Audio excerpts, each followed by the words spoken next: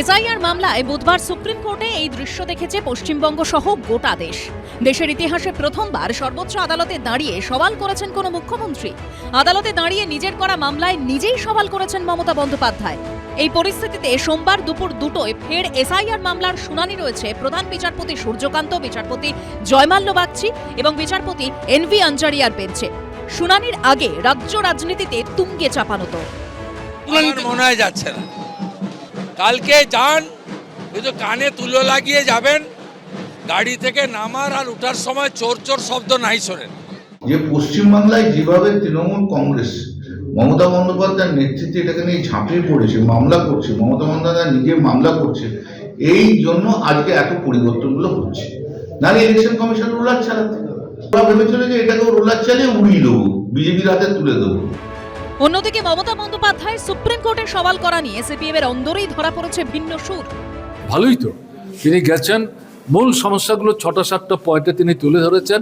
যদিও শ্রীমতী ব্যানার্জি দেরি করে ফেলেছেন, আরও আগে তার যাওয়া উচিত ছিল, কিন্তু দেরি হলেও প্রতিবাদটা যেটা করার চেষ্টা করেছেন, কোর্টে যেভাবে গেছেন, সেটাকে আমি খাটো করে দেখতে চাইছি না। দুর্ভাগ্য যে মুখ্যমন্ত্রী সব লোক দেখানোর মতন করে এই শুনানি শেষে 3 দিন আগে গেলেন কোর্টে, তারাই কিন্তু আর মনে পড়েনি।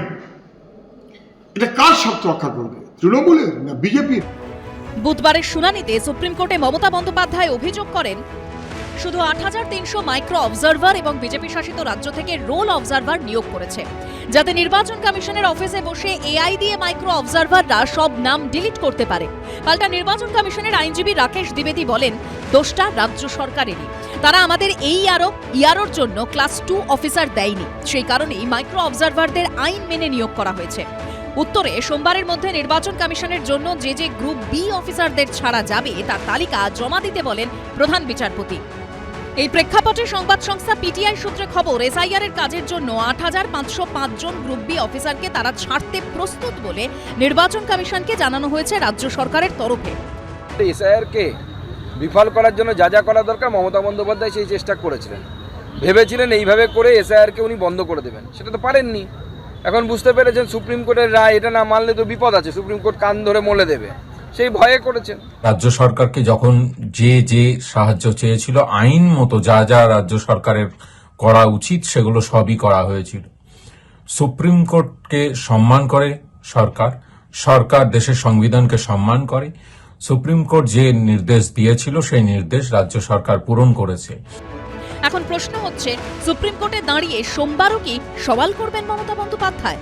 সূত্রের খবর, সোমবারের শুনানিতে সুপ্রিম কোর্টে মমতা বন্দ্যোপাধ্যায়ের উপস্থিত থাকার সম্ভাবনা ক্ষীণ, তবে ভার্চুয়াল মাধ্যমে শুনানিতে যোগ দিতে পারেন তিনি। বিজেন্দ্র সিংহ, রুমা পাল ও সৌরভ বন্দ্যোপাধ্যায়ের রিপোর্ট, এবিপি আনন্দ।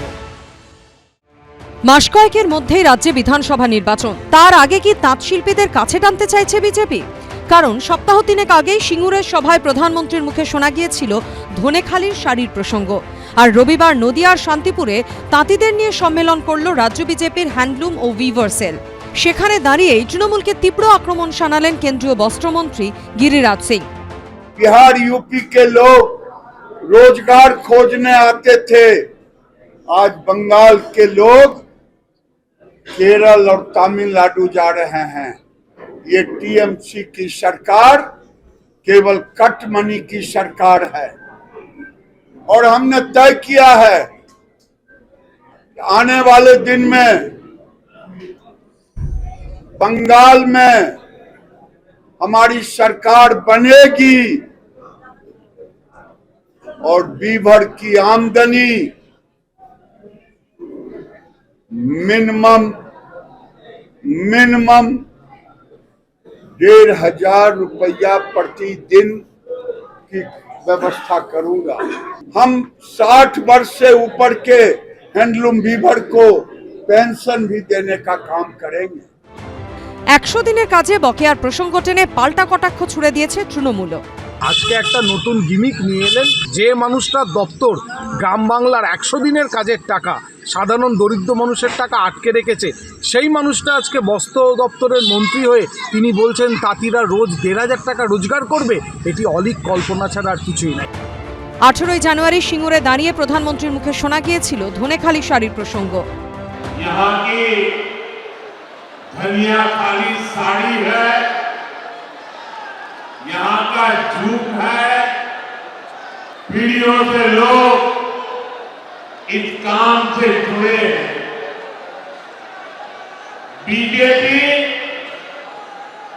One district one product scheme के तहत हर जिले के ऐसे प्रोडक्ट को प्रोत्साहन देगी।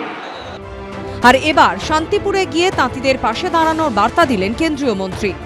বামফ্রন্ট সরকারের সময় তন্তুজের মাধ্যমে তন্তুশ্রীর মাধ্যমে মাত্র যে বিক্রি করতেন তাই নয়, তার পাশাপাশি সরকার তন্তুশ্রীর মাধ্যমে যে সেটাকে আবার যে গ্রাহকের কাছে বিক্রি করতো, তার যে প্রফিট হতো, সেই প্রফিটের একটা শেয়ার পর্যন্ত এই কোঅপারেটিভগুলো পেতো। এটা ছিল বামফ্রন্ট সরকারের মডেল।